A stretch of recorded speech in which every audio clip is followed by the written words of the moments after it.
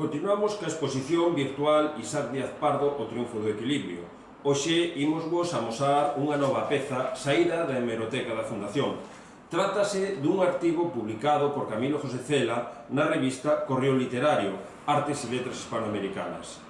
Esta revista estaba dirixida por Leopoldo Panero e foi publicada polo Instituto de Cultura Hispánica. As colaboracións do noso escritor na revista comezan xa co primeiro número, en xuño de 1950, no que aparece por entregas o seu libro de memorias La Cucaña. Unha nova sección, Luna de Varia Sombra, fai que continúe a súa firma na revista.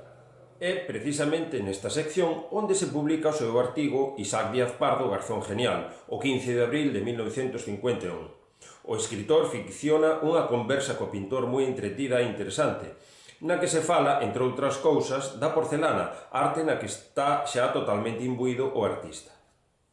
Os eloxios do noso escritor evidencian unha total admiración por el, non só pola súa arte, senón pola súa personalidade tamén. Cela envía días despois o recorte do artigo a Isaac, e este contéstalle agradecido, e dicíndolle que se ve ao amigo por todas partes. Esperamos que esta nova peza da exposición virtual saída da nosa hemeroteca fose do voso agrado.